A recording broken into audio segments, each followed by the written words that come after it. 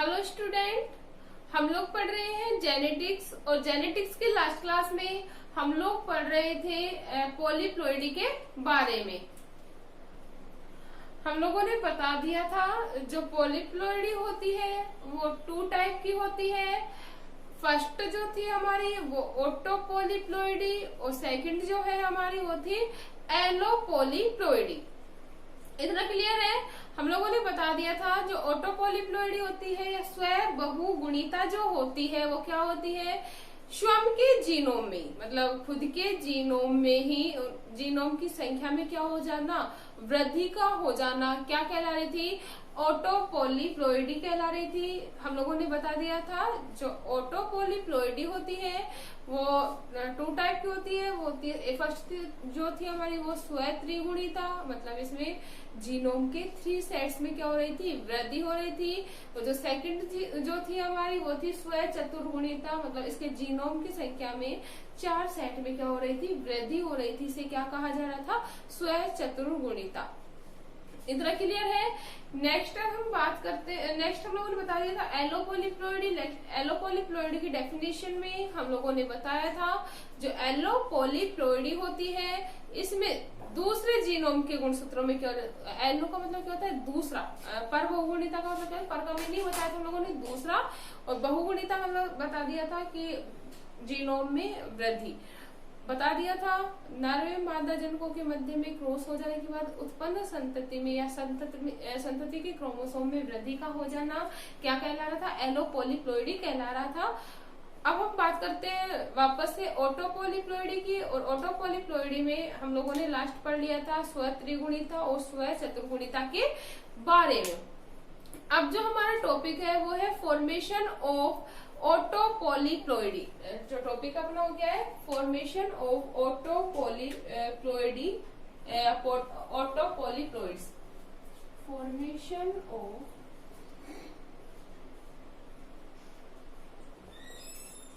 ऑटोपॉलीप्लॉइड्स।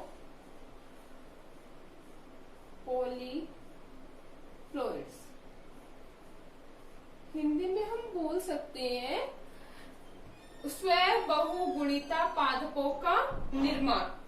स्व बहुगुणिता पादपों का निर्माण किस प्रकार से होता है वो हम लोग देखते हैं। फर्स्टली हम लोगों को पता है जो स्व बहुगुणिता होती है वो मोस्टली नेचुरली उत्पन्न होती है, और स्व बहुगुणिता से जो पादपों का निर्माण होता है मोस्टली हम लोगों ने बता दिया था कि जो ऑटोपॉलीप्लॉइड्स होती है मोस्टली प्लांट्स में पाई जाती है, और इस प्रकार के जो प्लांट्स होते हैं वो कायिक जनन करने में मोर सक्सेसफुल होते हैं। इसके साथ साथ इनके द्वारा सीडलेस प्लांट का क्या किया जा सकता है, फॉर्मेशन किया जा सकता है। तो जो फॉर्मेशन ऑफ ऑटोपॉलीप्लॉइड्स है उसमें क्या होगा कि इसका जो फॉर्मेशन है हम लोग आर्टिफिशियली भी कर सकते हैं या कृत्रिम रूप से भी कर सकते हैं उन पादपों के निर्माण के लिए जो वेजिटेटिव रिप्रोडक्शन शो करते हैं। इसके साथ ही साथ सीडलेस प्लांट्स के फॉर्मेशन के लिए भी ऑटोपॉलीप्लॉइड्स का हम इंड्यूस कर सकते हैं। किस प्रकार से, विभिन्न प्रकार के रासायनिक जो कारक है, रासायनिक क्रिया कारक है, उनके द्वारा ऑटोपॉलीप्लॉइड्स को इंड्यूस करके। इतना के लिए हम लोग बता सकते हैं केमिकली रूप से, किस प्रकार से, केमिकली या रासायनिक रूप से ऑटोपॉलीप्लॉइड्स को क्या किया जा सकता है, ऑटोपॉलीप्लॉइड्स को उत्पन्न किया जा सकता है। ऑटोपॉलीप्लॉइड्स को क्या किया जा सकता है, प्रोड्यूस किया जा सकता है, प्रोड्यूस किया जा सकता है। ठीक है, कौन कौन से रासायनिक अभिकर्मक यूज किए जा सकते हैं ऑटोपॉलीप्लॉइड्स को प्रेरित करने के लिए, जिसमें है क्लोरल हाइड्रेट। फर्स्ट क्या है, विभिन्न प्रकार के इंडक्शन की बात करें हम तो क्लोरेट या क्लोरेट हाइड्रेट या क्लोरल हाइड्रेट में हम बोल सकते हैं क्लोरल हाइड्रेट। इसके अलावा कोल्चिसिन। सबसे इम्पोर्टेंट बात, जो मेन इंडक्शन का जो काम करता है वो कौन करता है, कोल्चिसिन। इसके अलावा सल्फेनिल एमाइड, सल्फेनिल एमाइड, इसके साथ ही साथ सल्फेनिल एमाइड मर्क्यूरी का क्लोराइड, मर्क्यूरिक क्लोराइड ETC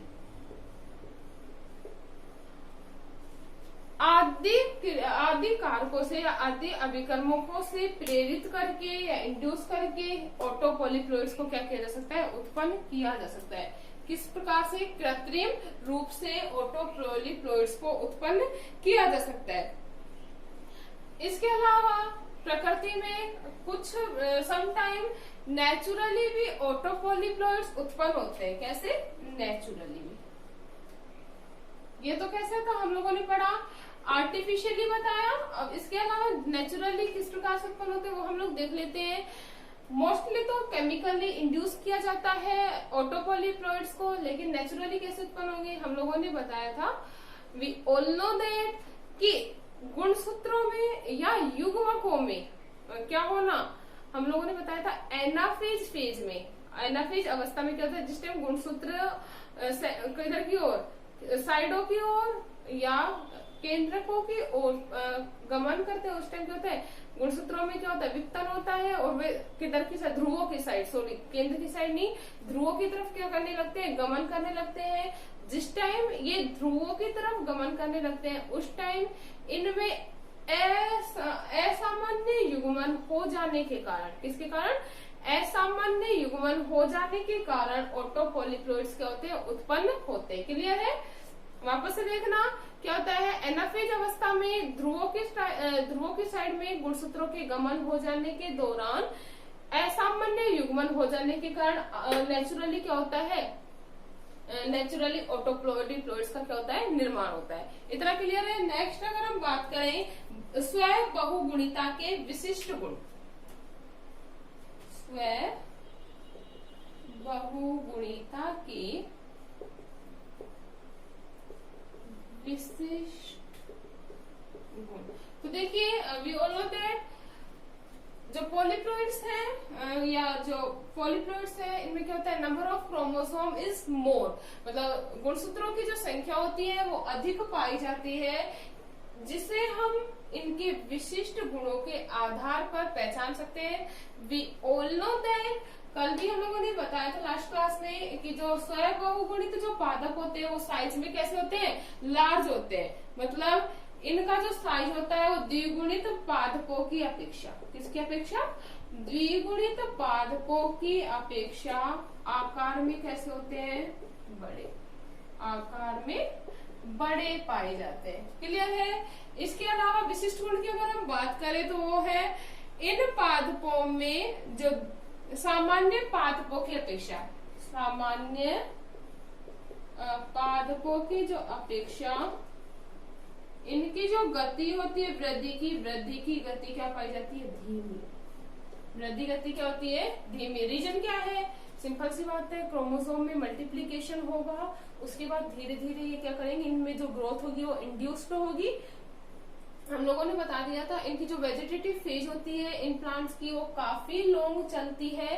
काफी लॉन्ग चलने के कारण इनकी जो वृद्धि होती है वो कैसे चलती है, स्लोली चलती है, ग्रेजुअली चलती है। इसके अलावा इनमें पुष्पन भी क्या होता है, देर से। पुष्पन क्या होगा, देर से। ये किसका लक्षण है, स्व बहुगुणिता के विशिष्ट लक्षण। इनकी जो पत्तियां होती हैं मोटी होती हैं व खुरदरी होती है। पत्तियां जो होती है मोटी व खुरदरी होती हैं। इनके ऊपर जो स्टोमेटा पाए जाएंगे वो भी साइज में कैसे होते हैं, बड़े पाए जाते हैं। इसके साथ ही साथ इनमें जो उर्वरता में कमी आती है, इनकी जो फर्टिलिटी होती है वो क्या होती है, कम होती है। फर्टिलिटी या उर्वरता क्या पाई जाती है, कमी। क्योंकि हम लोगों ने बता दिया था we all know that chromosomal gametes के बनने के, असामान्य युग्मक बनने के कारण मोस्टली जो प्लांट्स होते हैं वो स्टेराइल होते हैं या उनमें बीजों का फॉर्मेशन नहीं होता, तो उनमें फर्टिलिटी क्या पाई जाती है, कम पाई जाती है। तो ये था इसका विशिष्ट गुण। नेक्स्ट अगर हम बात करें साइटोलॉजिकल फीचर्स या कोशिका आनुवंशिक गुण। नेक्स्ट अपना जो टॉपिक है इसी में वो क्या है, साइटोलॉजिकल फीचर।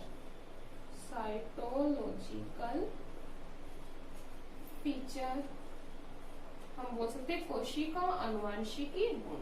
कोशिका आनुवंशिकी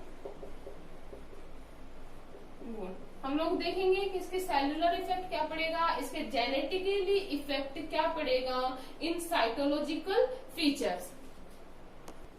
तो हम लोग जानते हैं कोशिकाओं पर क्या इफेक्ट पड़ सकता है। सिंपल सी बात है, पॉलीप्लॉइड प्लांट है, पॉलीप्लॉइड प्लांट होगा तो जो सेल का जो साइज होगा वो क्या होगा, ज्यादा होता है। सेल का साइज क्या होगा, ज्यादा। ये हम लोग पढ़ ही रहे हैं कोशिका आनुवंशिक गुण। तो कोशिकाओं के ऊपर क्या इफेक्ट पड़ेगा, इनका जो कोशिका का जो आकार होता है वो क्या होता है, कोशिका का जो साइज होता है वो कैसा होता है, लार्ज होता है। कैसा होता है, लार्ज। एनलार्ज भी बोल सकते हैं हम जिसे। इसके साथ ही साथ इसके जो केंद्रकों का जो आकार होता है, केंद्रक का जो आकार होगा वो भी कैसा होता है, बड़ा होता है। केंद्रक भी कैसे आकार के पाए जाते हैं भाई, बड़े आकार के पाए जाते हैं। इसके साथ ही साथ इनकी जो जीनोम होते हैं, जीनोम की जो संख्या होगी, हम लोग जानते हैं what is genome. Genome is the set of chromosome. तो जीनोम की जो संख्या होगी वो भी कैसे होती है, 2 से अधिक। जीनोम की जो संख्या होगी वो भी कितनी होगी, 2 से अधिक पाई जाती है। इसके अलावा अगर हम बात करें इनमें स्वत्रिगुणित पादपों में, किसकी बात कर रहे हैं, स्वत्रिगुणित पादपों की। स्वत्रिगुणित पादपों में असामान्य क्या बनेंगे, युग्मक। अगर हम जेनेटिक की बात करें, अब जेनेटिक कैरेक्टर्स की बात कर रहे हैं हम लोग, तो स्वत्रिगुणित पादपों में क्या बनेंगे, असामान्य युग्मक। हम लोगों ने बता दिया था 1 बाइवैलेंट एंड 1 यूनिवैलेंट बन सकता है। स्वत्रिगुणित पादपों में असामान्य युग्मक बनने के कारण, असामान्य युग्मक बनने के कारण जो प्लांट्स होते हैं, मोस्टली जो प्लांट्स होंगे वो जीवित ही नहीं बचते। मतलब उनमें उनकी जो वाइटल कैपेसिटी होती है या जो जीवन क्षमता होती है वो बहुत ही कम पाई जाती है। इसके अलावा अगर हम बात करें इनके जो जाइलम कोशिकाएं होती है, किसकी बात कर रहे हैं, जाइलम कोशिकाओं की बात कर रहे हैं, वो भी सामान्य पादपों की तुलना में इसका जो साइज होता है वो बड़ा होता है। जाइलम कोशिकाओं का आकार क्या होता है, सामान्य पादपों की तुलना में बड़ा होता है। तो ये था इसका साइटोलॉजिकल फीचर्स। नेक्स्ट अगर हम बात करें सिग्निफिकेंस ऑफ ऑटोपॉलीप्लॉइड्स या ऑटोपॉलीप्लॉइड्स का महत्व या स्वगुणित पादपों का महत्व, स्वगुणित पादपों का महत्व।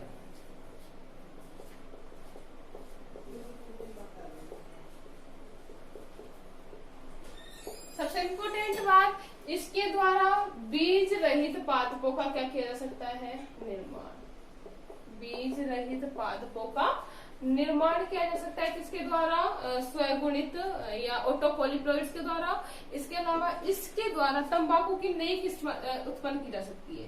तंबाकू की नई किस्म का निर्माण किया गया है किसके द्वारा, स्वगुणित पादपों के द्वारा। क्योंकि हम लोगों को पता है तंबाकू में लीव्स ज्यादा यूज होती है और इस ऑटोपॉलीप्लॉइड्स प्लांट्स होते हैं उनकी जो लीव्स का जो साइज होता है वो क्या होता है, बड़ा होने के कारण इसके द्वारा नई किस्म का क्या किया गया है, निर्माण किया गया है। इसके अलावा चारे की उन्नत फसल का निर्माण, चारे की उन्नत फसल का निर्माण किया गया है।